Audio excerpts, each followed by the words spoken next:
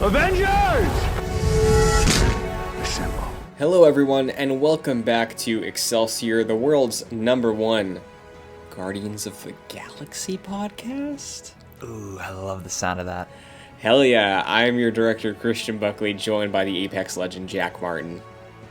Excelsior, Christian. I was thinking about the run of show we have here, and I feel like this might be the biggest news week we've had since relaunching Excelsior. Yes, today is like the Triforce. It is a Big Mac. There are 3 pillars to this week's discussion, which I can't wait to get to all of them, but it is a meaty week for sure. Absolutely. It's exciting. We have a good discussion ahead of us. Absolutely. How are you doing? I'm doing good.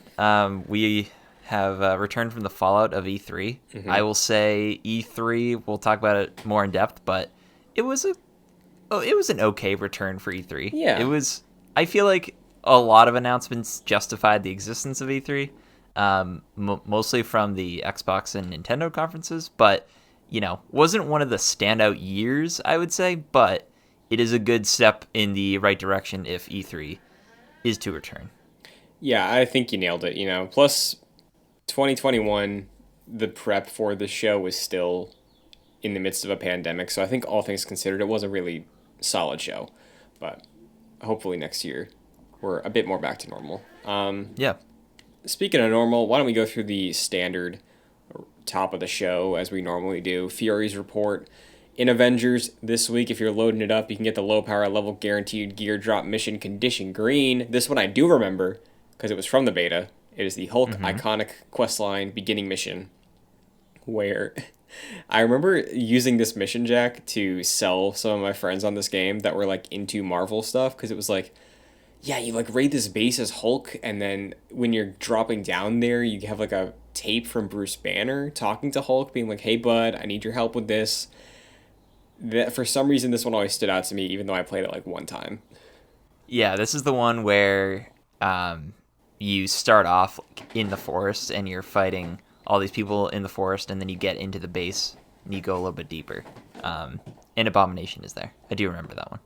Yeah, it's basically very similar to the beginning of Age of Ultron, except no snow, Yeah, pretty much. The high power level mission is Along Came a Spider, which I imagine is related to Black Widow. Gotta be. And if you run the Harm Room Challenge this week, you'll be getting Captain America 2012 number 19 for your comic collection. But you'll be able to do a bit more work on your cosmetic collection this week, Jack, because the marketplace, it's got some stuff going on. Run us through it. Yeah, I'll run through it real quick. Again, we're doing the steampunk aesthetic. This week it's Cap, Tony, Clint Barton, and Ms. Marvel all have their steampunk outfits. I think Cap's is probably the best. I know some people were making fun of Tony's cape. It looked like one of those fancy carpets with like these weird amoeba designs. I think it's fine, but it is a little funny. But probably the biggest thing to keep out for this week, to keep your eyes out for, is there's a big sale in the marketplace. So I think there's like 30 to maybe like 35% off some things. So today, actually, I went in the marketplace, was shopping around, doing some browsing, and I bought, finally, the Clint Barton old man Hawkeye, but in Victor Sullivan attire, or a Magnum PI attire. So I figured, like, it's a sale. I don't play the character all that much, but just opening up the screen every time I play it, I want to be greeted with Victor Sullivan. So that's what I did.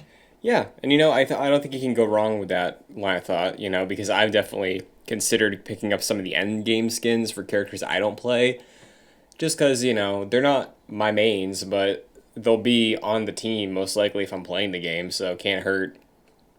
Yeah, and something I did notice, you mentioned the end game skins, they were not on sale. I believe they were $1,400, and it seems like they will never be on sale. Or maybe like months down the line. But right now, fresh off the batch, even with the whole marketplace sale, pretty much everything had discounted prices, and game skins full price, which is fair, but worth noting. Yeah. Do you think that maybe there's a weird thing with like the likenesses that they can't dip it? Or I don't know, because I was thinking about that. I was like, what's the likelihood that this is a high up call, or just like, hey, it makes sense to charge full price for these still? But then Hmm. also, I have like 5,000 credits. I didn't spend a dime on any of them. So, like, I don't know how much they're saving on the back end from this, but like, it's weird. Yeah, I would say it's probably just because they are recent, but it is possible there might be some deals with Marvel because it is an interconnected. Square Enix is doing this, but this is coming from Kevin Feige and his sacred timeline. So there might be some behind the scenes things that we don't know that is why they're full price. But I would say it's probably because they're recent. Yeah, for sure. If you are looking to get some good pickups in the marketplace, though, and you are lacking in credits, you can drop $10 on a new addition to the like system marketplace, so like the PSN or the Windows Store, I guess. $10 will get you some credits in game to spend on the marketplace, as well as two unique skins for Captain America and Iron Man, as well as some nameplates for the two of them. Any thoughts on the skins included here, Jack? I think I have the Iron Man skin. Okay. But yeah, it seems like some pretty classic Iron Man and Cap skins if you don't have those already.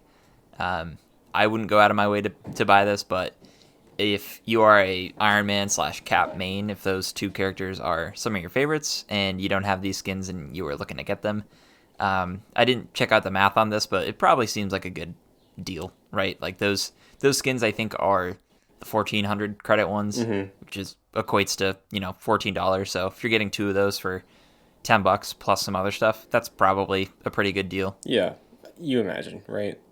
So, Yeah.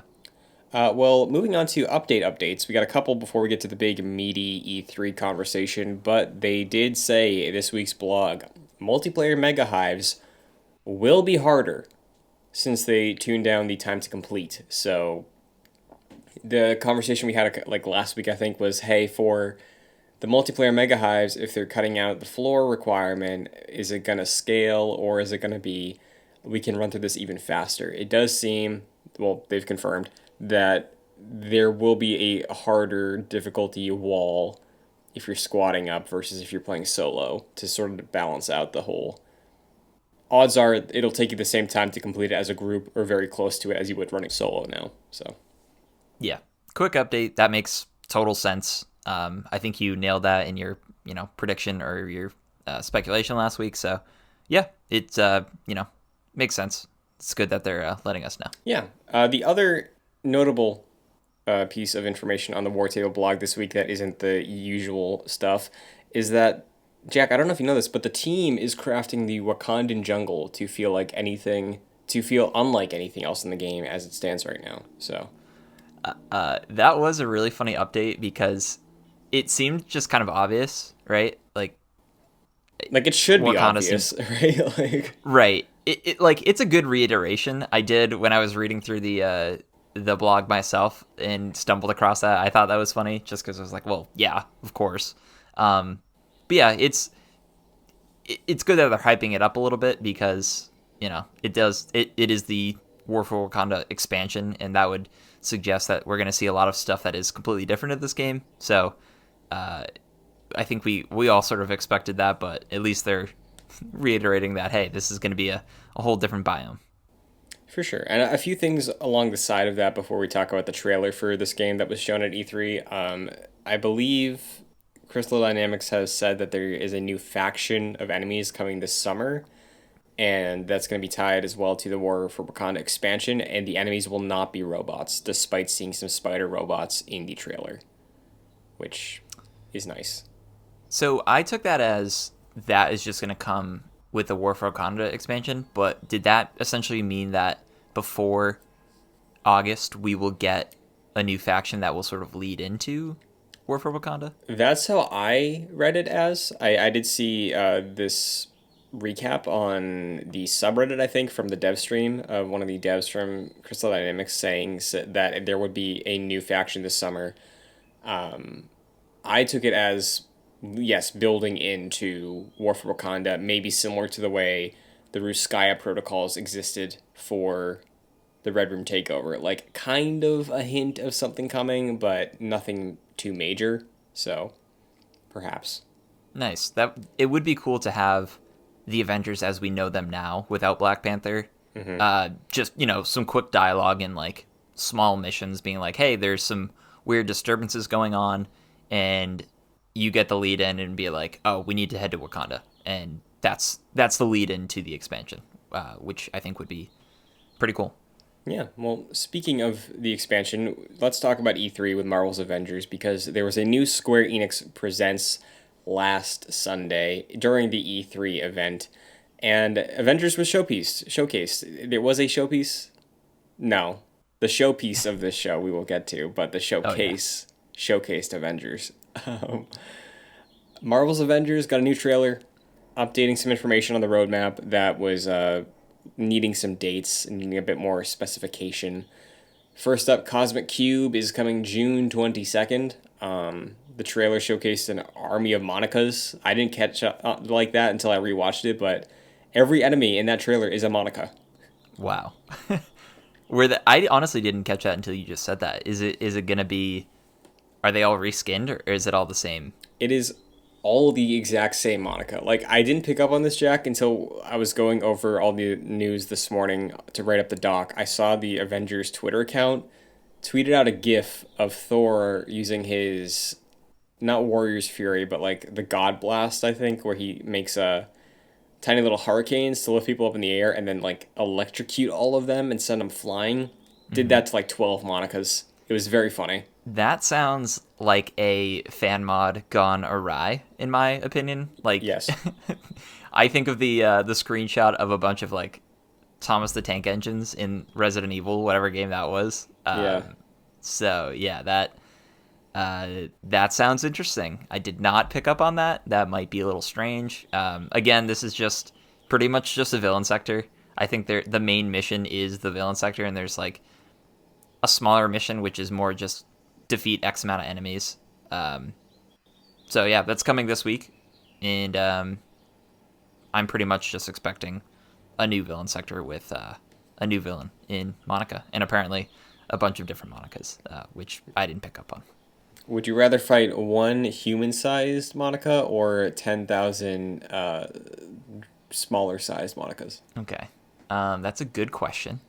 10,000 seems like a lot, so I would probably go with the human-sized Monica. Okay. I feel like that is manageable. I am after all, I am an Avenger in this game. Fair points, fair points. So, we'll see how long that takes. I will give them this, though. I think the environment looks very nice, like the weird purple, like, geographical pillars and stuff like that, geometrical pillars. Like, it looks like you're on the inside of a computer and not in the way the harm room is, if that Sure. makes sense. Yeah, I get that. So, I'm looking forward to it. I'm sure it's just going to take, like, 20, 30 minutes max to run through the entire thing, but, yeah, I'm excited.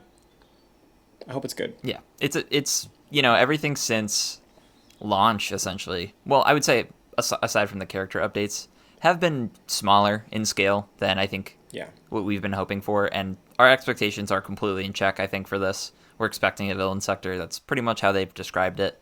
So yeah, we know that going into it, and like what you said, it'll probably be 30 minutes or less.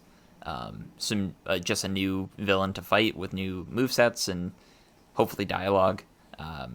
Yeah, And hopefully. yeah, honestly, I very much hope we're done in a way with Monica at this point. I wasn't really on board with her as the overarching villain at the end of this game, and I would just like to move on to new territory at this point. So I don't know if that's what this event does. I don't know if she gets away. But yeah, I think it'd be nice if this transitioned us into the next big villain. Yeah, I hate to be a Debbie Downer, but I do think that Monica was in the voiceover for the War for Wakanda trailer we had a few months ago. Yeah, So, I think you're right. I think you're right. Sorry about that. That's a year or two thing, probably. Sure, yeah. July, on the road to War for Wakanda, though, we are getting Wasteland Patrol, which we thought could have hit in August, but seems like it's sooner than expected.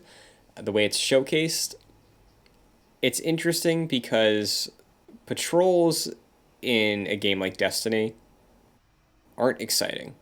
Like being able to do a patrol zone is like, sure, okay, I can load into the moon and not have any specific mission to do. That's nice. But like, I feel like I already do that in this game, Like, I already will load into an area just tied to a mission and walk around it and get all the chests. Y- Now they're giving me a dedicated mode to do it, so like it's weird. Yeah, I agree with you. This isn't an exciting thing. It's not bad, but I don't think it's, very appealing really. It is like what you just said. I jump into any mission in a specific area, and then there's some chests over here I'll go do, and I'll do the what I'm supposed to do later after that. This is more just you drop in, go for the chests. You'll probably stumble across like a high level enemy that you can take down, or save these people over here, something like that. So it's nice that this is coming in, and I would imagine that patrol modes will be popping up for other regions as well. And this seems to be the first. This is for sure. Yeah, I would say for sure this is probably the smallest update that we've seen on the roadmap. Maybe the Tachyon anomaly, but that was pretty big in the fact that you could play with your friends as different heroes. So I think there was an appeal there. It wasn't, very long, but I feel like this is probably the smallest.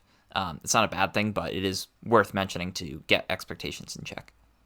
So I think the exciting thing on the roadmap and what was shown at E3, of course, is the new trailer for War for Wakanda. You mentioned that the full-blown normal licensed music track version of the trailer was much better than the trailer we saw, which, a little behind the scenes thing, we did a reactions for this. If you want to watch it, it's on youtube.com/joyclicks.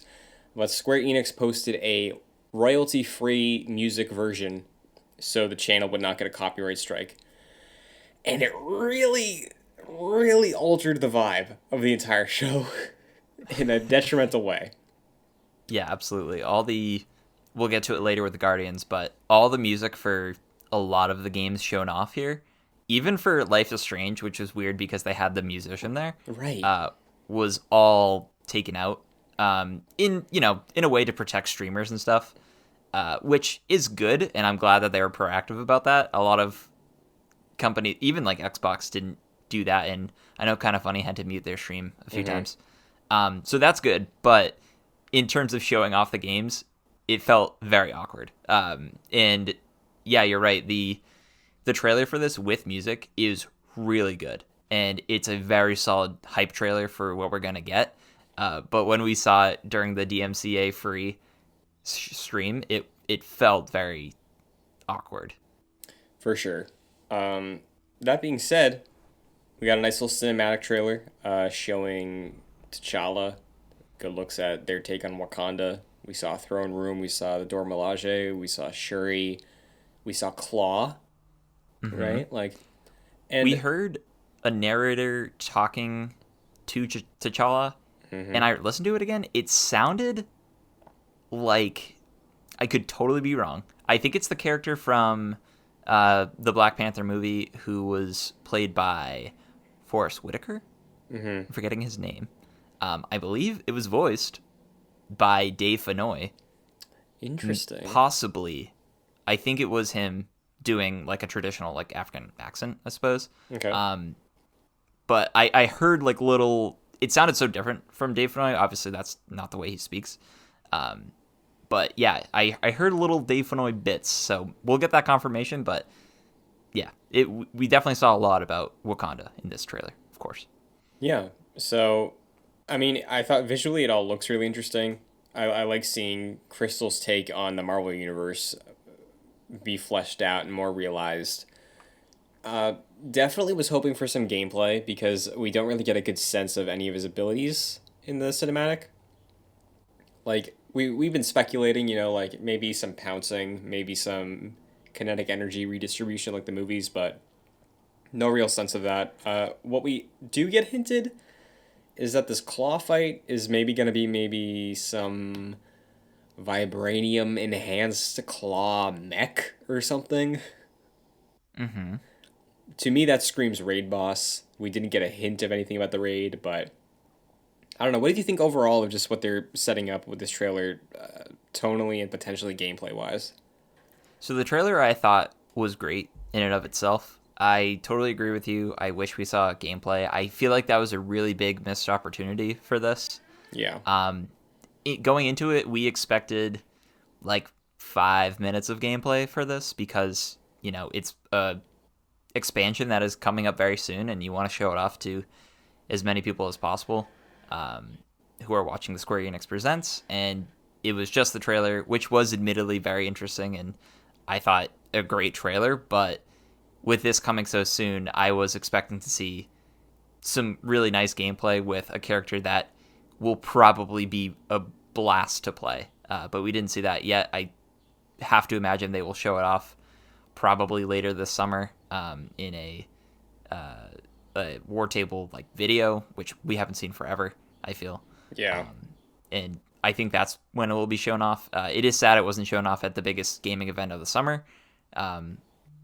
So that I feel like was a missed opportunity, but it does seem like they wanted to show off Guardians more, which was great, obviously, but would have loved to see more gameplay from this particular game.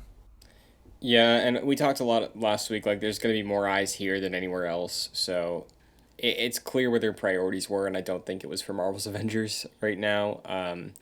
Which maybe there's a conversation to be had closer to War for Wakanda, but I have seen a lot more speculation of, hey, maybe this is like the last update for the game, and then we just move on to maybe a sequel or something. But we can talk about that a different day, because today, I think, is the day for Guardians, Jack. Guardians showed very well at Square Enix.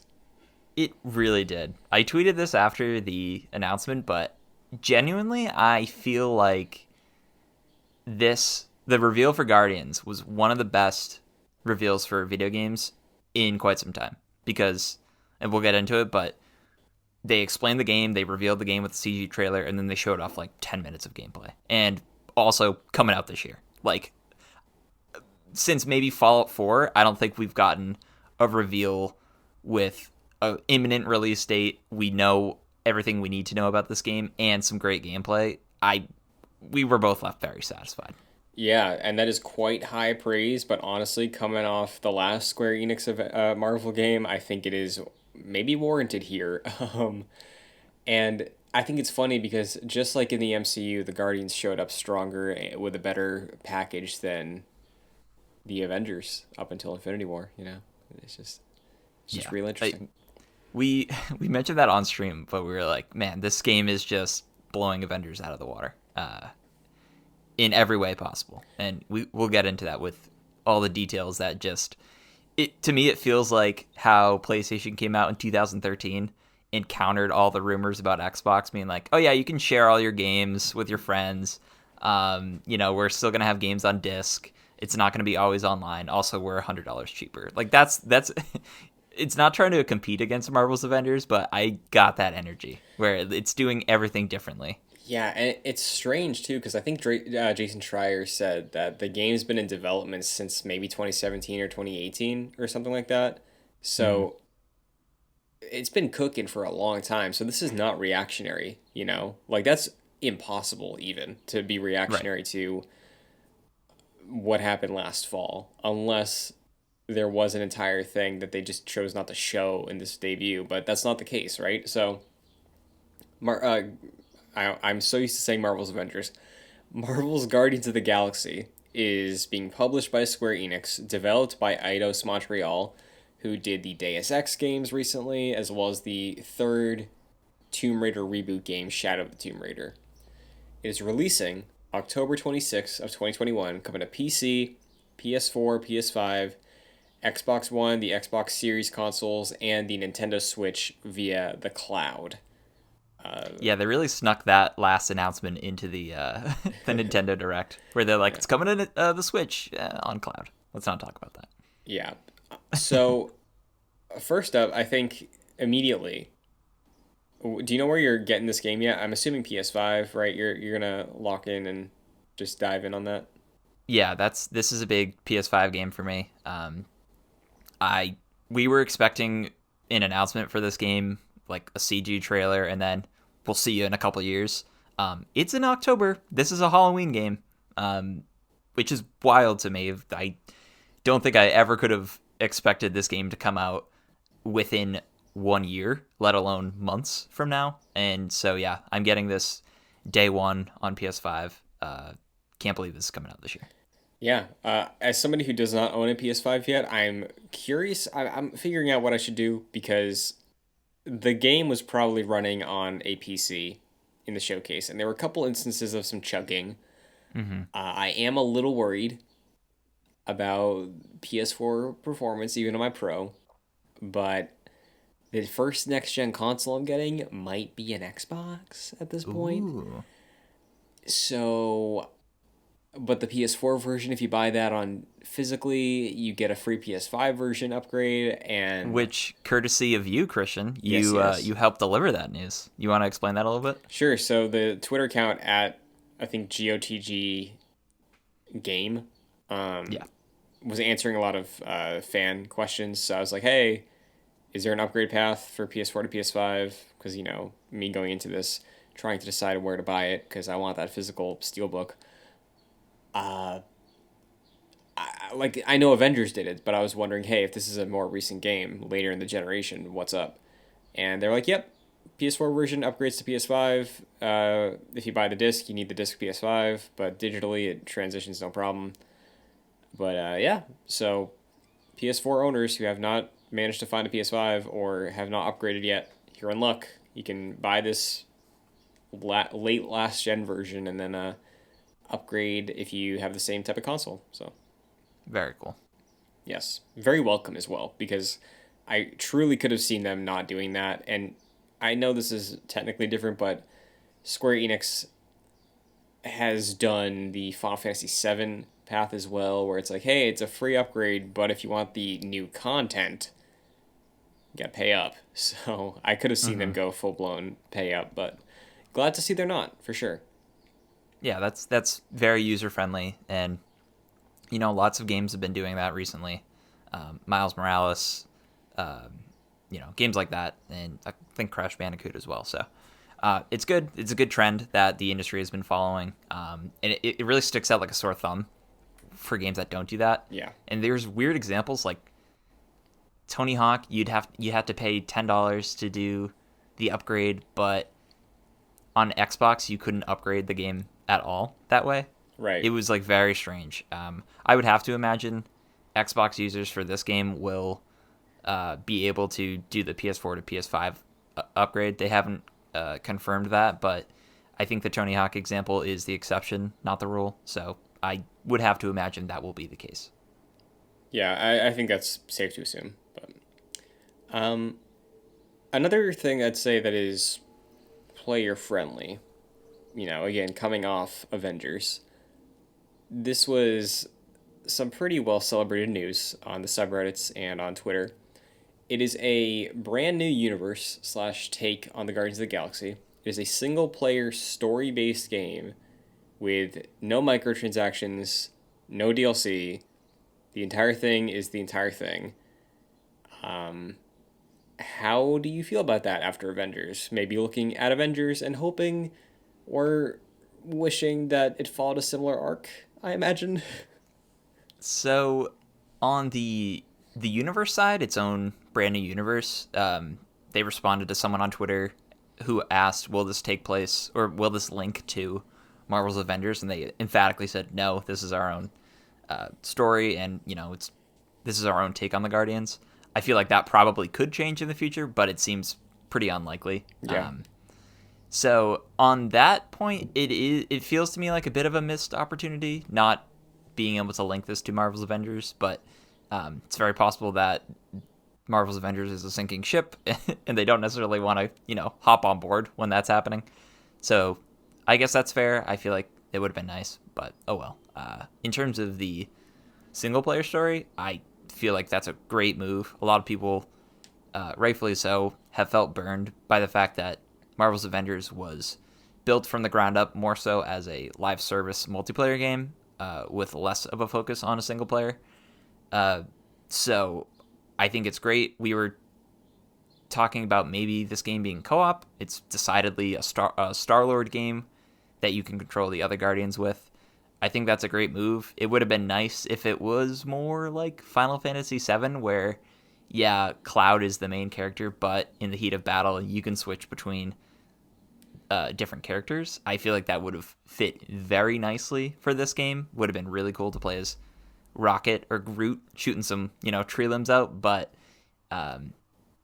having like a single player focused story with branching narrative paths really interests me, and the fact that you still have agency and control over the Guardians in more of a limited fashion is still cool to me. So yeah, I feel like this is some really great news on the whole. What about you? I'm right there with you. They did a lot of things that are up my alley. I love the Guardians. They're some of my favorite Marvel movies. And I think adapting them to a video game, one of my favorite mediums and forms of entertainment, is really cool. I like the take on the characters. I think they are good looking. I think they're new, fun takes. They're not... Like, I saw people saying they look too much like the MCU or not enough. Like, man, no. I feel like people need to get over that. I was thinking about that today because I guess we were not born during the Batman transition from Michael Keaton handing off the reins to the other Batman. Once we got, you and I at least in our lifetimes, once we got to Christian Bale, I feel like that was accepted as, all right, this is the new Batman. But like we were at that point with Avengers when we had our Avengers in the video game, and immediately everyone was like, oh, comparing it to the MCU, because this is like the second iteration of those characters showing up in like a live action-y or realistic depiction. Mm-hmm. And it was like, all right, this is a new thing. Like we should get used to that at this point. And the Guardians being popular from the MCU and them showing up now in this being like the second time they're realistically depicted, people drawing those comparisons, it's like, this is new. We can get over it. I think we should all get over it. Yeah, it's just, I don't know. I saw a lot of negativity surrounding this thing, and I was shocked because I thought it showed infinitely better than Avengers, and I liked how Avengers was shown at E3 a couple years ago, right? Obviously, it wasn't perfect, and I don't think this is either, but it's not like this needs to be a 10 out of 10, like... Yeah. I don't think anybody's happiness or video game opinions or whatever the hell your metric is riding off the success of this Guardians game, Like, I thought it looked very fun. We can get into some of the mechanics, but it is reminding me of a time of video games that I feel like we got a bit away from last generation. And what I mean by that is it is going for sort of that Mass Effect-y, Telltale-y style of storytelling where, yes, you're playing as StarLord, like you said. You are not playing as the other members of the Guardians, but StarLord is the leader of the team, so you're going to have to make some decisions. And some of that boils down to combat, using... You know how Final Fantasy VII Remake had, like, the shortcut attacks for everybody? Like, you didn't switch to them, but you could just, like, highlight an enemy being like, hey, use this move there. Yep. That's sort of translating to here, which I think is cool. It's like you're the commander, you're calling shots. In the game footage, you see StarLord calling out, like, Rocket, attack this guy, Gamora, follow it up. Like, that's cool. Keep going. I was going to say the other element that you're also having control over, like you mentioned, is the story. Either listening to certain members of the Guardians over the others, which can affect the path you take through the story, probably incentivize replaying it a few times, and potentially have pretty major impact on where you end up for your ending. So yeah, we even got a scene where Star-Lord encourages Drax to throw Rocket across like a ravine. Yeah. And we literally got a Rocket will remember that moment in the top left. Hell yeah. So yeah, very much similar. And in the case of the combat choices, Final Fantasy VII is definitely a good comparison in terms of like the quick actions you could take. But also, like you mentioned Mass Effect earlier, I finished Mass Effect 2 recently, and you had the ability to assign like hotkeys on the D-pad for your squad's biotics, which is essentially like magic in a way. And I feel like it's pretty similar to this as well, where you have different menus, and I would imagine probably hotkey actions where you hit the D-pad and one character does a specific action that you required them to. So, yeah, some. I feel like these are all really good comparisons because if this game is anything like any of the games we've talked about, it's going to be great. Yeah, and truly, I think if it is exactly what they showed us, it is right. It's no lower than an 8. If it's really good, but it's like maybe feels a couple years too late in terms of the way it's designed or the way it feels like. Even if it nails that though, like it could be really good, and I'm really excited for this. Yes, I do love the Guardians, so that's probably carrying some of this as well. But I thought it was written very cleverly. I laughed a couple times at some of the jokes. Like, there's great instances of the trailer, right, showcasing your ability as a leader to pick the story elements where you're trying to hustle this person by selling them Groot or Rocket. You can decide in your ship. Then we get through a gameplay demo. We reach the gates of this keep, and then the team's like, "Hey, last minute, do we really want to go through with this?" And then the demo, StarLord switches to, I believe, Groot to sell instead of Rocket, and Drax is pissed because he went back on his idea, and he's like, "This is an assault to democracy and stuff." And like they nailed the tone really well, and it felt really natural, and it didn't feel like they were copying anything. So I really really liked it a lot. Yeah, it feels like Guardians. It already established that it has a really fun personality to it, like, which is in contrast to Mass Effect, which I wouldn't say has a fun personality. It's obviously more of a grounded, like, sciencey approach, which makes sense. But this is fun cosmic space, and the Guardians is known for that, and this game is adapting that really well. And I wasn't surprised at this. I don't think anyone was surprised at this announcement because it was leaked to hell. But I was very surprised that this game kind of just looks like a JRPG in a way, like in terms of the combat. I was expecting more like traditional third-person action, Marvel's Avengers sort of beat-em-up style, but you do have those options of being a little bit more tactical and going in and having your squad do specific moves. There's stagger meters and stuff like that, and there's like words on the left and right side to like describe how well you're doing in action. So yeah, that blew me away. I was not expecting that level of gameplay in this, and I feel like that's a really interesting fit. This game has immediately climbed to my most anticipated game of 2021, like no question.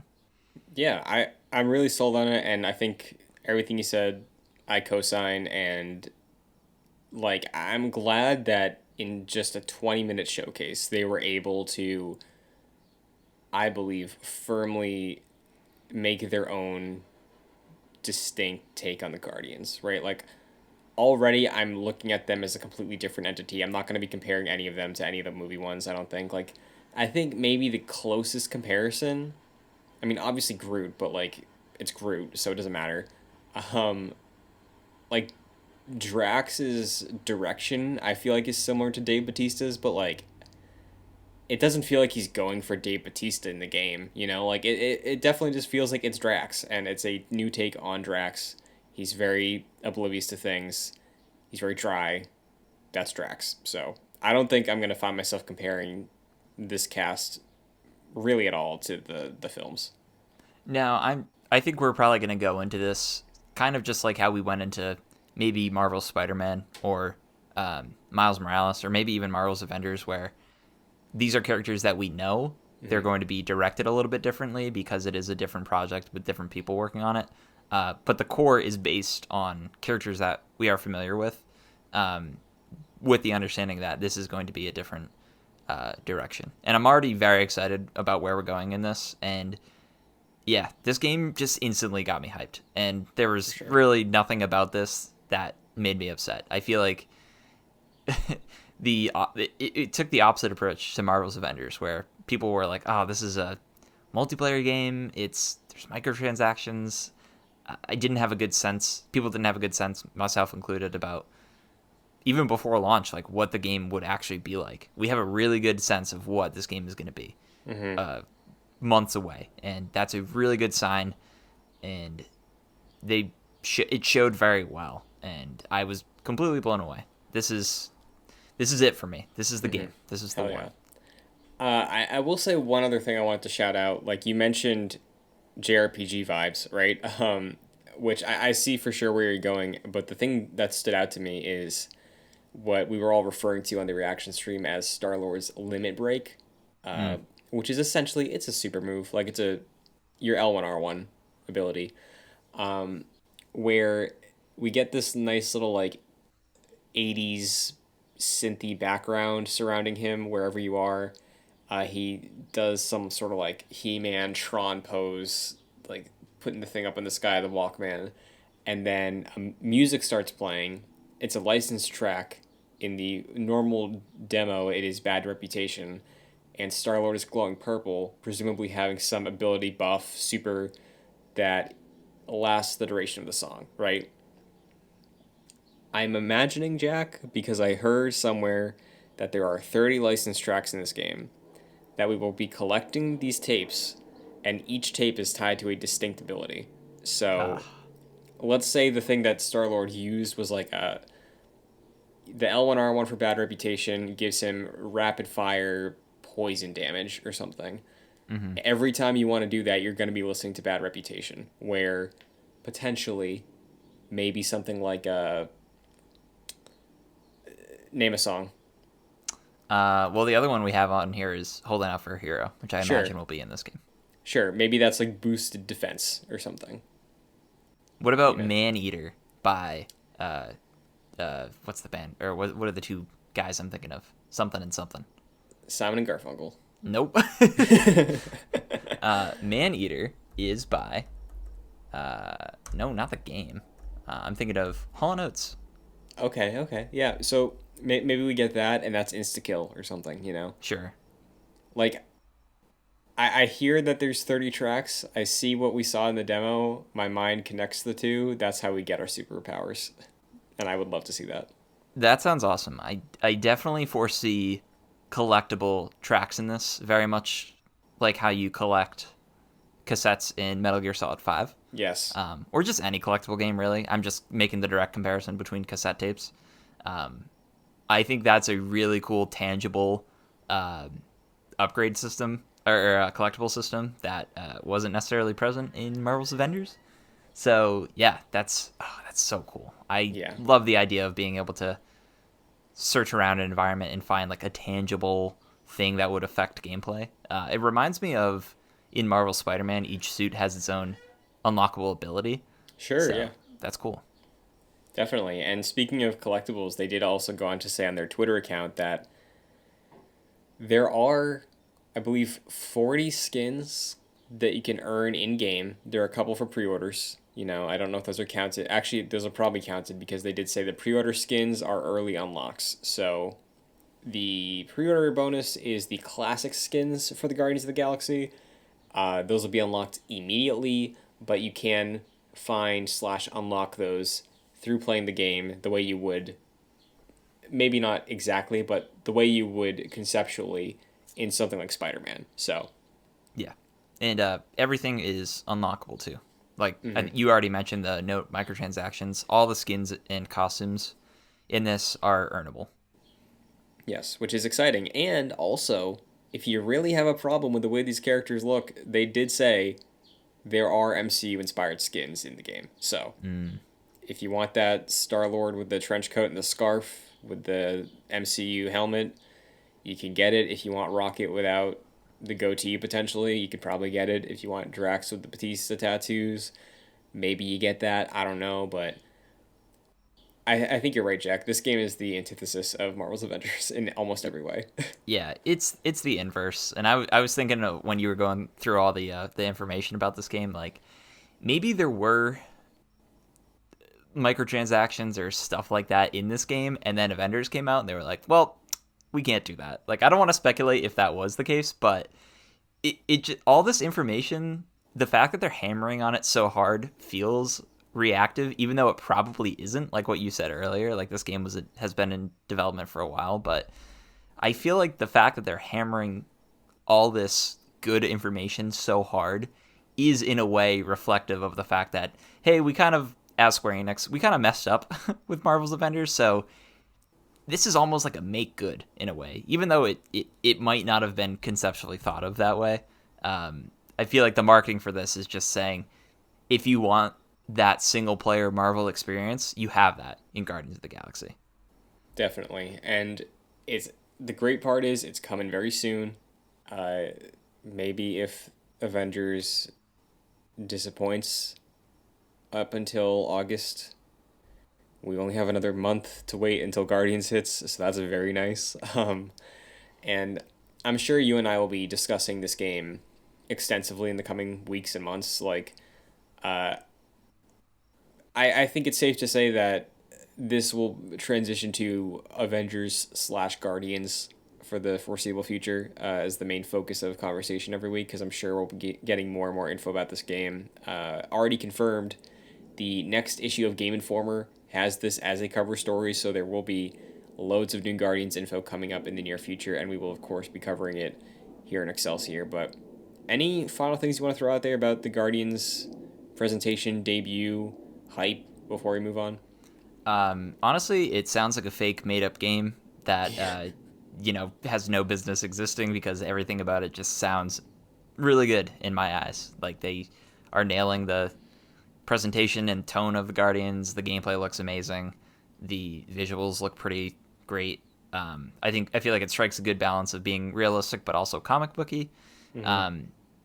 And yeah, honestly, like it feels weird coming off of Marvel's Avengers that Square Enix has a Marvel game that they're just saying all the right things about. And the fact that this is a few months away is still blowing my mind. I can't fully comprehend that, and that has me so excited.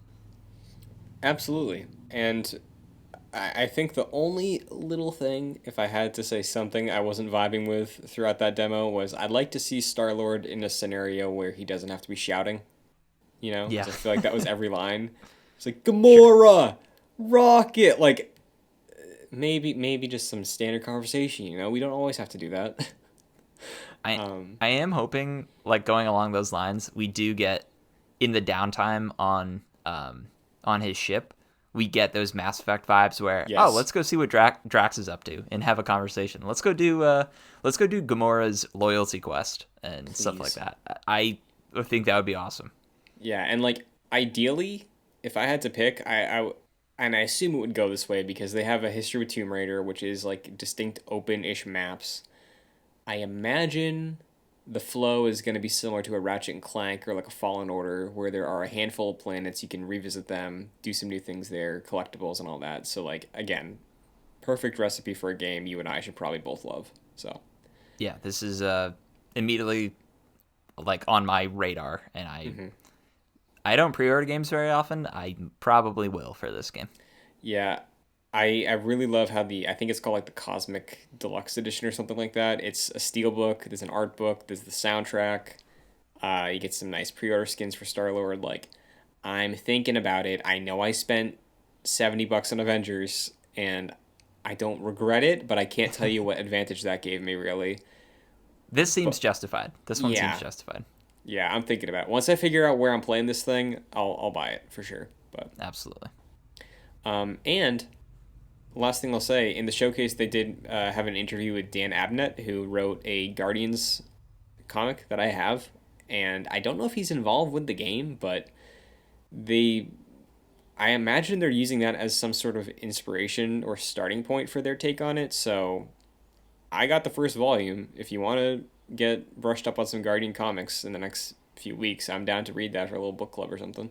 100%. I have been missing out on comics since I finished Invincible, and I've been feeling that drought, so I would totally love to read some Guardians comics. Hell yeah. And I think the good thing is there's only 2 volumes of his run in Guardians. Like, there are a lot of issues, I think, but it's just collected across 2 volumes, so it can absolutely be something we do. Yeah, let's plan on it. I'm down for that. Hell yeah. So that is the state of Marvel video games as it stands post E3, nope. I just realized we did not see the XCOM game. No, we didn't. That's a good call. We did not see the Marvel XCOM game. We're gonna wake up one day and that's just gonna be a tweet. Who was that supposed to be developed by or published by? 2K? 2K, I think. I don't think 2K or Take-Two even really showed off anything. Yeah, 2K. I mean, They had like a Gearbox diversity thing. panel, right? That was it. I think that might have been Take-Two. Yeah. But maybe it shows up at the PlayStation thing. That is probably happening this summer. We'll see. But meanwhile, I don't know if you saw this, Jack. We got a few developments on the MCU front right now. Tell me about it. First up, I believe an actor who's in Morbius said it's in the MCU, to which Marvel Studios responded very quickly, no, it is not. I don't know if you saw that. I didn't see the response. That's very confusing to me because the trailer showed that it very much was in the MCU with Vulture, unless Michael Keaton is not playing Vulture. Yeah, man. I don't know. Is it just lies? Is it technically not, but it's a different skew of the same universe because we're doing SpiderVerse? Is it? I don't know. I'm tired. I don't know. I would just very much rather this movie didn't exist. Yeah, like I think I'm definitely gonna see it, right? Because I think it'd be having some.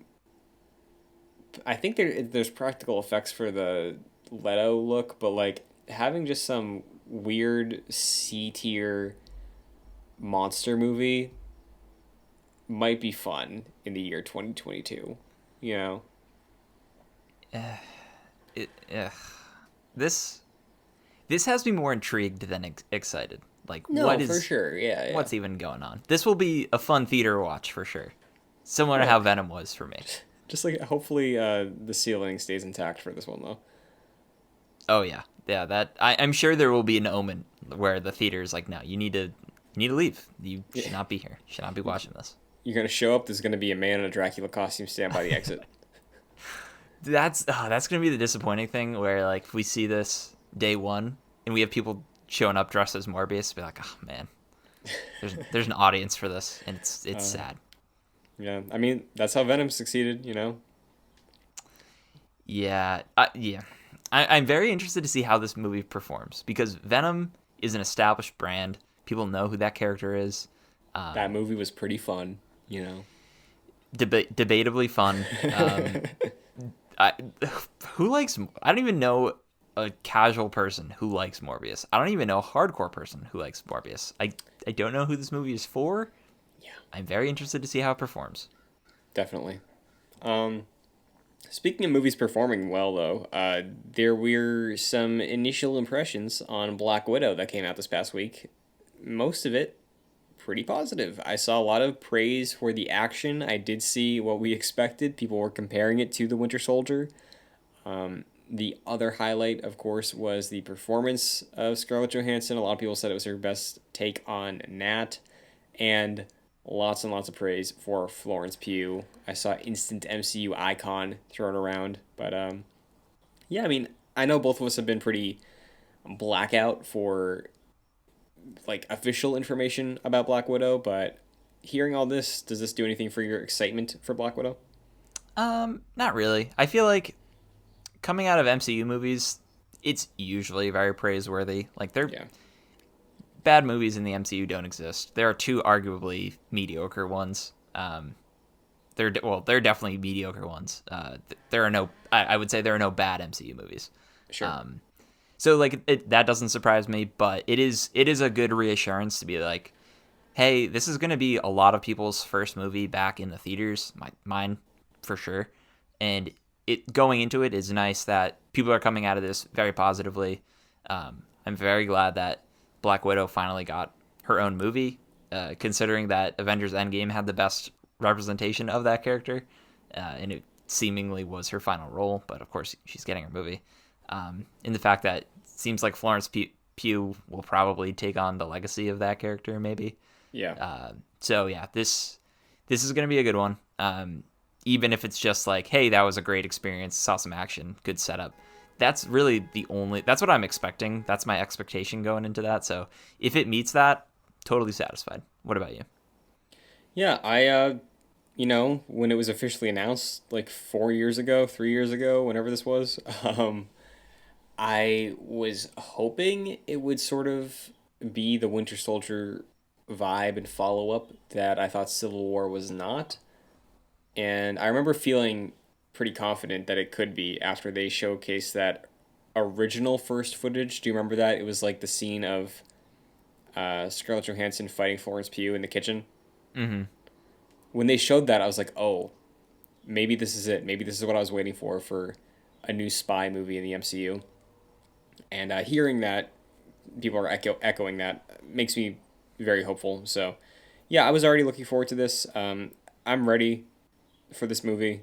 I'm probably not gonna look at anything else at all moving forward, but yeah, good to hear that it was received well because a lot of people say there's gonna be one point, gonna be one movie that just it all falls apart, and it does not sound like it's this one. So Yeah, I'm the excited. House of Cards is still climbing. Yeah, I, we've gone through the Marvel bubble conversation. I feel like 3 times since 2008. You know, Yeah. so not yet. Well, moving on though. Final point of conversation. The final bun of the Big Mac. We got Loki, episode 2. Hell yeah, we do. Overall impressions, Jack. Spoiler free, of course. What did you think of episode 2 of Loki? So yeah, spoiler free. I felt that episode 1 was a really good answers episode, or in the fact that, hey, what's going on? What are the rules? And it established the rules of the show pretty cleanly, and I think we knew generally what to expect. Obviously, there'll be some surprises going forward, but I feel like that was a good setup episode. And this was even, I feel like this was probably even a better setup episode. Without getting into spoilers, we know pretty much what's going to happen, and uh, or at least like what the setup is for the coming few episodes. And yeah, it was riveting throughout the whole episode, even if the beginning bits were a little bit more focused on building up the story and getting to where we were in the final scene. But I really enjoyed it, and I feel like this show is using the format of television very well, where we leave off each episode really wanting to see what's coming next, and that's totally how I felt after episode 2. It's probably my favorite of the two so far. What about you? Yeah, I definitely loved what I saw this week. Seeing Loki and Mobius bounce off each other and continue building that rapport was very fun. Um, Seeing Loki sort of enjoy taking on the role he's been forced in episode 1, I thought was surprising to me. Like he seemed very eager about a lot of it, which I thought was fun. And I probably would have been a little bored if he was like, "Oh, I hate doing this. Why you make me do this?" Like, I thought it was a very fun episode that had surprising amount of stakes throughout it, and I'm like you said, very interested in seeing what happens next. I thought it was a really strong episode overall. More happened this week than episode 1, so I'd probably give it to episode 2 as well for so far my favorite. Oh yeah, So I feel like they're following a good through line of, like, WandaVision was different because it was so segmented in its episodes, but I feel like the show is like very much building upon each episode as it goes on. Like we had the episode in WandaVision where they were like, all right, it's episode, what was it, 4? We need to explain everything. We're gonna like grind the show to a halt and then just yeah, get everyone caught up. This feels like a really good build. Like we're still climbing the mountain at this point, and yeah, we have there are 4 episodes left, and I am finished this episode and immediately wanted to watch episode 3. So this is a really good start to the show, I feel. yeah, for sure. Why don't we get into spoilers then? There's a bit more to say about this episode. I guess before we get into specifics though, do you like track everything that's going on with their rules and their time stuff and the way the timeline works and how it connects to Endgame and why that works? Because like I'm hearing what they're saying and I'm just like, you know what, sure, why not? Like I'm not trying to think about it too hard. I don't know if you are doing some math to make it all work, but how do you feel Um, about the timeline? I'm with you where I'm sort of just going with it at this point. I will Yeah, probably get more explainers later. I know the reaction to the timekeepers and the sacred timeline online has not been very positive. I've seen a Yeah. lot. I really wanted to tweet something, but I felt like it might have been too negative.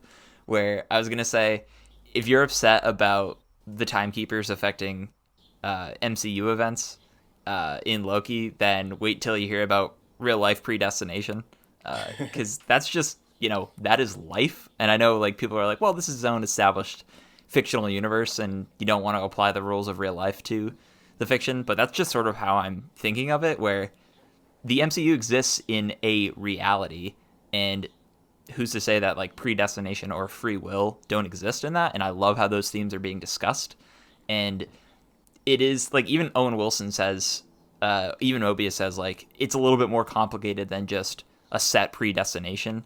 Mm-hmm. Um, like even tying it to what happened in, this is a weird stretch, but like in Harry Potter, where like you're supposed to be sorted into specific houses, but there is like a level of choice you have in there, even though it might be like a little bit smaller than you might realize.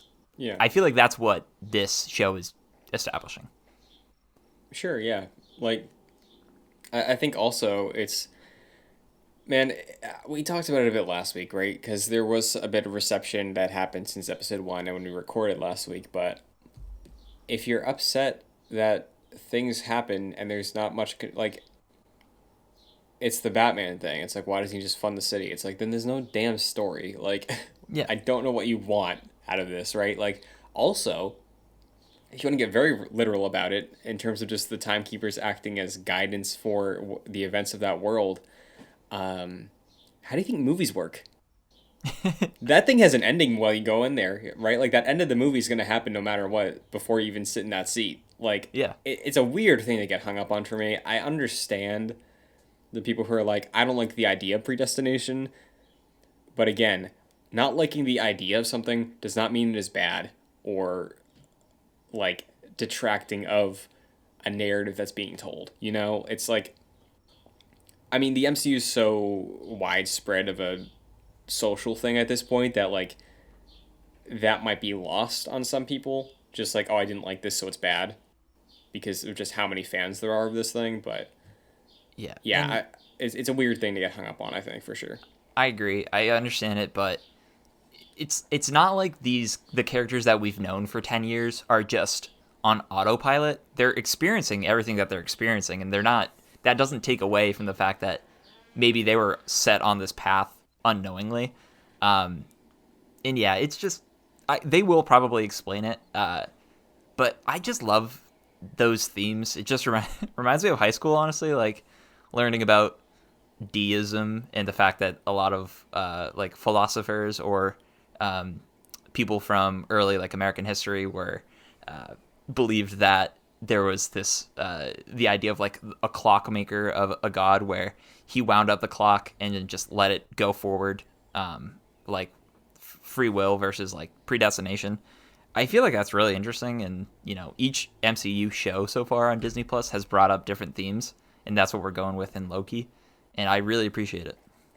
Yeah, and we talked about it a bit last week too, but like exploring that through Loki specifically, who is so heavily rooted in that idea of like his identity and his place in everything, and his whole speech about freedom in Avengers 1 that we ran through again in episode 1, uh, the looking for purpose, being lied to about who he is. Like, I think that concept is really, really interesting already, like you're saying, but throwing that in with this character who has had this belief for so long and is just being like overtaken by all this reality of what is really going on, I think is very, very interesting.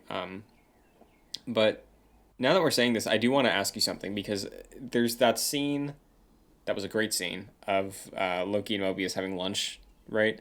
Mm-hmm. I think, and it wasn't the salad one; it was the other time they were eating, or like sitting at a table together. Yeah, you're talking about the more like theoretical, like where do you Yes. come from? Where do you come from? Sort of deal. Yeah. Yes. So that conversation, it was a little tropey. Like that's a conversation that characters will get into when this is a subject matter in your story for sure. But man, something tells me the timekeepers do not exist. I don't think they exist. I think it is an illusion. It is propaganda. I think it's not really going on. There's somebody else who's trying to manipulate this TVA into their own scheme, and it's the lizard men in space controlling everything. I don't think exist. I don't know if you That's feel a differently, but I didn't think of that. That's a really, really good point. It reminds me of like the Wizard of Oz, where there's yeah, like the myth of the wizard, and then behind the curtain, he's just this normal dude, just pulling strings and making it seem like he's a lot more important than he is. I guess I haven't really thought about that. I took it at face value that they do exist. For me, with the Timekeepers, it's very much a fourth wall breaking. We're talking about the MCU writers or Kevin yes, Feige, and there is going to be an epilogue to all this. We don't know what it is yet. We don't know when it's coming, but once we do, we're just going to sit back and let it happen. Very much talking about the MCU in general. We don't know when it's going to end, but it will at some point. Just hasn't been written yet. Like that's literally, it's literally them talking about the MCU in general. So that's cool. But that is a really interesting theory, Christian, and there probably is something to that, because I feel like you don't build up a mystique of characters with such power without having something different than our expectations going into that. So you are probably onto something. That's a really good observation. thank you. And I mean, we've had that thought with something like WandaVision of like, oh, you don't tee something up that major and have it be nothing, right? Like, for sure. But I think specifically here, right? Like, and it could always be retconned, but think about the Ancient One and Doctor Strange, right? In all of their appearances, because we've had a handful of them, neither of them have ever referenced predestination or the timekeepers. And you imagine both of them would know of such a thing. So, like, it's weird that we're just getting this thrown in there. I know the Ancient One, I still have to rewatch her scene with the timeline and see how things get recontextualized with the TVA speeches and everything, but yeah, I have a hard time buying at this moment that the timekeepers are truly a benevolent force or even things that exist. I think this is absolutely an organization that is using that as a guise to have some sort of control over something. So, Yeah, I really like that idea. Right now, I'm still taking it at face value. I yeah. feel like there is a force that is connecting things, but always having like a shady organization that says one thing and does another is always interesting to me. So yeah, I could totally see that. Yeah, so we'll see what happens. Obviously, Mobius is buying into it, so I don't think he like has knowledge of something shady or anything. I think he truly believes this. So Yeah, interesting to see where that would go in the future. But and the fact that he hasn't seen them.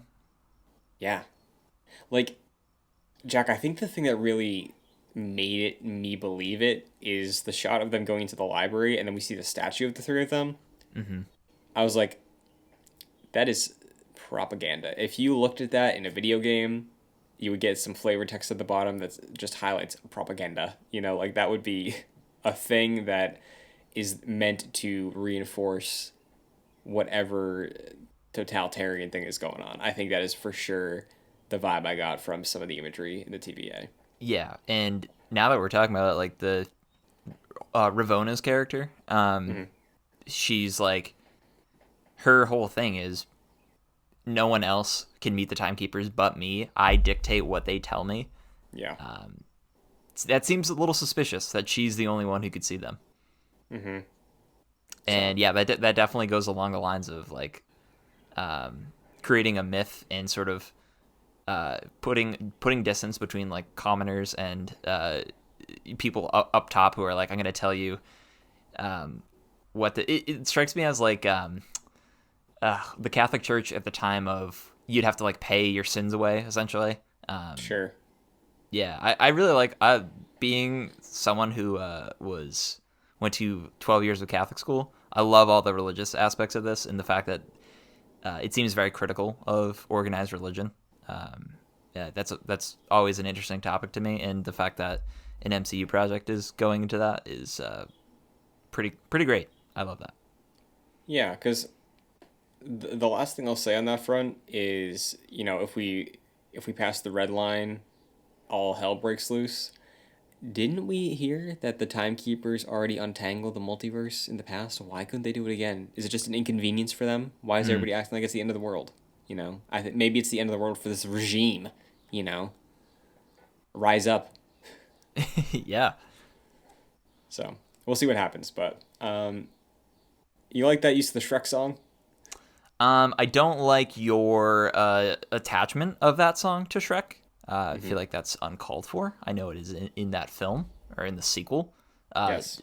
It's unfortunate that there's a sequel. In fact, many sequels to that movie. But I do like that song. I know a lot of a lot of people were complaining that that song was overused this week because it was also in the Guardians reveal, which I think is I know, dude. hilarious. Uh, Like, but that song's great. I love it.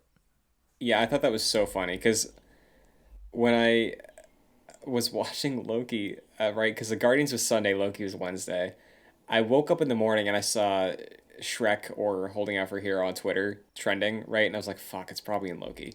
Mm. And then I was like, that's funny though, because we just heard that. And then I watched it Wednesday night and I was like, damn, who who did not clear this? Like somebody messed up, somebody realized that or didn't realize that this was going to be two Marvel things with a big focus in 1 week.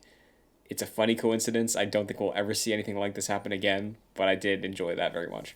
Yeah, that was hilarious. So someone was asleep at the wheel in the most excellent fashion, and it was awesome.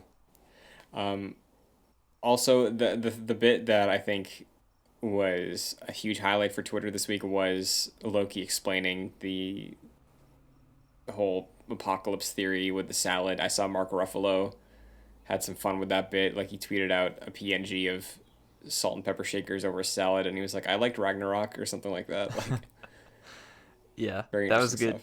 That was a good bit with the dude coming back, uh, and Loki stealing his juice box. Good stuff. Yeah, but yeah, everything we get into with the episode in terms of the theorizing, like in universe, like everything Loki's figuring out. I really love how all that was handled. Seeing him in Pompeii was very funny. Good humor this episode, I thought. Was there any standouts for you? Um, in terms of humor, like I said, the dude just being like you and realizing Yeah, Loki is there. I thought that was good. The jet ski bit with Owen Wilson, obviously setting up he's hopping yeah, on a jet ski at some point or another. yeah, Um, that's all good stuff. I really just feel like Owen Wilson for me is the draw in this show. Um, where I'm really hoping he sticks around. I know we're getting a Loki season 2. Mobius is a really interesting character to me so far, and I feel like he's only going to be built up in the coming episodes. And the fact that he can stand toe to toe and even see through Loki's sort of guise is really intriguing to me. The fact that this random dude in the TVA knows everything he needs to know about Loki, and he's dealt with Loki variants before, um, and is just sick of Loki's stuff is really cool. And the dichotomy between them and the back and forth between them is probably even better than the back and forth we saw in Falcon and the Winter Soldier. So hmm yeah, I'm hoping he sticks around because he's great. yeah, definitely. Like I really like the way they play off each other. I like seeing Loki in this context, and I want more of this for sure. So it is nice that we will get a season two. But yeah, hopefully it involves the two of them still working together because there's a lot of really fun stuff between them, and I think there's potential for way more. And we might not be getting a ton in the next episode, considering where we leave off, where Loki just dips out with presumably Lady Loki. I've seen another theory. Have you heard any of the conversation around that? No, so I kind of thought that was Lady Loki. What was the theory you were alluding to? So I've seen some people. I am not familiar with this character at all. Only the same namesake in DC, but Enchantress. Oh, yeah. I saw that. I don't know who that character would be. It I seems don't like either. that is Lady Loki for sure. it seems like people were maybe thinking that she could adopt that moniker, maybe? Like both Loki Yeah. and Lady Loki could exist, but Lady Loki would maybe take on that role. I'm not really sure. Yeah, I think if that's likely. I mean, I don't think with everything this show has set up so far in terms of its mystery and its conflict, I don't think it's going to be like, surprise, I'm this character actually. I'm not a Loki variant. Because what does that do for anything? What does that do for Loki's character? What does that do for the story if this character is actually not Loki? Like, does. Because he doesn't really seem like he has any regret that this variant of himself is like killing people, you know? So, like, taking like being like, oh, actually I'm not a Loki variant, what's that going to do for him? Is he going to be like, oh, well, now I know I won't ever go down that path again? Like, that's not what we're doing with this character at all. So I don't see how it would service the story or plot other than being like a twist that 10 people would point at the screen and be like, oh, it's her, you know? Yeah. Like, I think I don't buy it. I think the safe bet is that that is Lady Loki. In that, yeah, I feel like that's it. The Enchantress theory is somewhat interesting. I feel like that is Loki who may adopt that role. I feel like that is if it gets there, that's what it would be. Sure.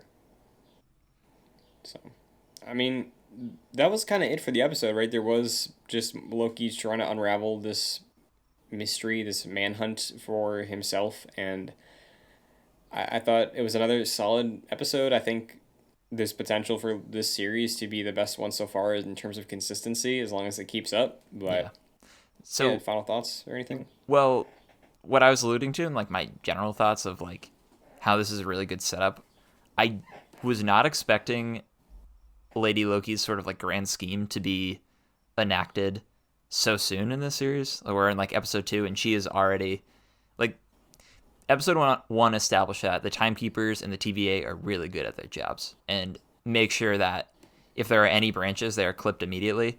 And Lady Loki comes in and immediately creates like red lines everything. And that was very surprising to me. And I did not know what the plan was when she was stealing all of those reset charges and just drop them through various points in reality. I thought that was a really interesting, compelling thing to leave off on, where this is like the timeline is completely messed up right now. And I am slightly worried that the show will fix that too easily and it won't have many ramifications. I really hope this show like just sticks with it and says, yeah, we're setting up the multiverse in this show. Like, I know they're talking about it, but the fact that she just swoops in and just starts creating all these branch realities, I would be worried if that is fixed too easily. I hope they sort of just double down and say, yep, she created that, Loki has succeeded in that way, and now we have to deal with the ramifications of that action. Yeah, I think there's a chance it could go down that road. But maybe that's why there's a season 2. Like, maybe season 2 is part of the cleanup effort. I don't know. Like, but I could definitely see that for sure. And what I was saying before of like, who knows what the truth is with all this stuff, I could maybe see a world where it really didn't impact much. It was just part of the whole narrative that the TVA was spewing. But if it is what we see is what we're getting, then yeah, I can absolutely see what you're saying of the outcome being resolved too easily or too quickly. I think similar to where WandaVision leaves off, of like, Wanda's messing with some stuff she probably shouldn't be, might be similar to what we leave off with Loki. Because, like, look at what's next for MCU projects. Black Widow, Hawkeye, Ms. Marvel. I imagine those are not going to get into the multiverse. Right. Even, like, in the slightest. But come time for Spider-Man in December, maybe, you know?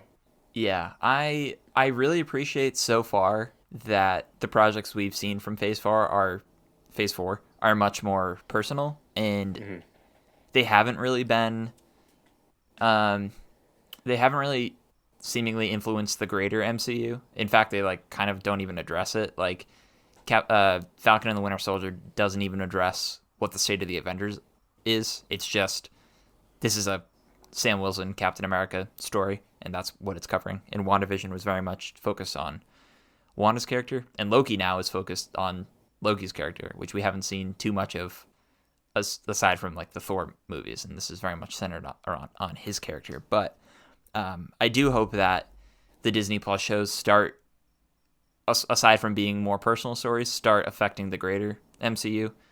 And I feel like this has the potential to do that. And I wouldn't be like, I would kind of be upset if this was cleaned up too nicely. I wish and I hope that this creates some ramifications that the greater MCU has to deal with now. Yeah, and based off of what they've been saying so far, I think there's a world where that's the case, but we may just not get a follow up until Spider-Man or like when Doctor Strange hits next year, which I think could be a benefit and a hindrance, but we'll just have to see how it all unfolds. I am with you though in terms of just being surprised that this seems like it was Lady Loki's big plan, and we already dealt with it. There's only 4 episodes left, so curious of where we go with Lady Loki and the TVA and potential cleanup. I feel like 4 episodes is very brief to try and fix what's going on here. So I'd like to believe that it's going to spill over to future projects, but yeah, I think overall I'm still really hopeful for the show, and I think it hasn't let me down in the slightest yet. So hoping that, because there's only 4 episodes left, that will continue the way we had a little bit of a peaks and valleys scenario with WandaVision and I'd say somewhat steady Falcon Winter Soldier season. But yeah, I'm looking forward to next week, of course, and I enjoyed this one. So any final impressions or expectations for next episode? I'm looking forward to the back and forth between Loki and Lady Loki.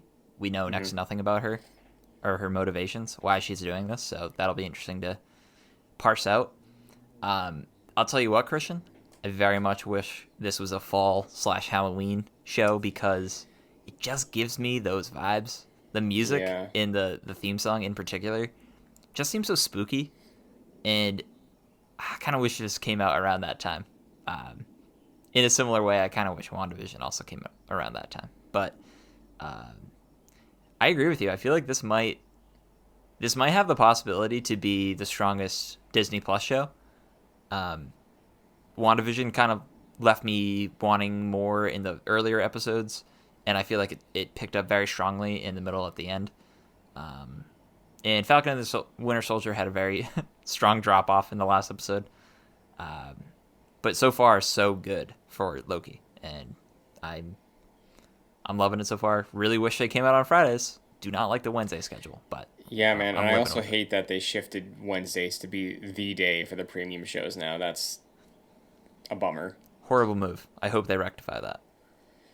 Yeah, hopefully. I don't. Doesn't seem like they will. No, I don't think they will either. But I think that does it for this week's Excelsior. Jack, until next episode, where can the agents of Excelsior find you? Sure, you could follow me on Twitter at FascinatedJack. We are going to do the Metal Gear Solid 5 Long Play Club at some point. We all gotta take some time to do it. Realizing I'm playing through it right now, realizing how long that game is. It's very long. It's like a 50-hour game, probably. 30 to 50. It's a long.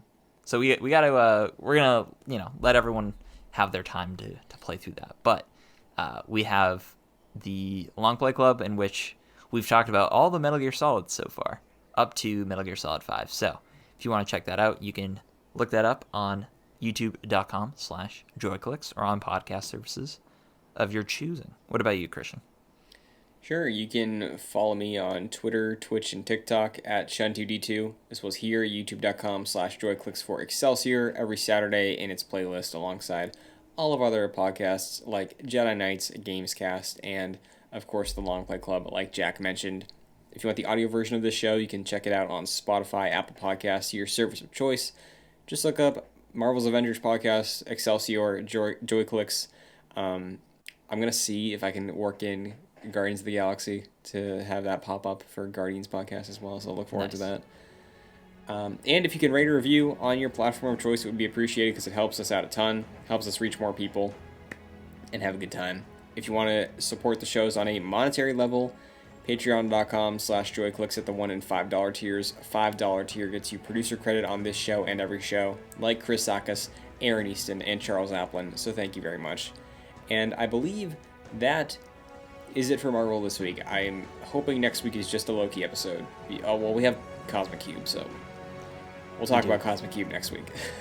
I feel like Cosmic Cube, we'll know what to expect, and we'll just talk about what that fight was like. I'm sure that's how the conversation's going to go. That's exactly how it's going to go. So look forward to a good 5-minute discussion on Cosmic Cube next week, and of course, spoilers for the next episode of Loki. But until then, Excelsior. Excelsior.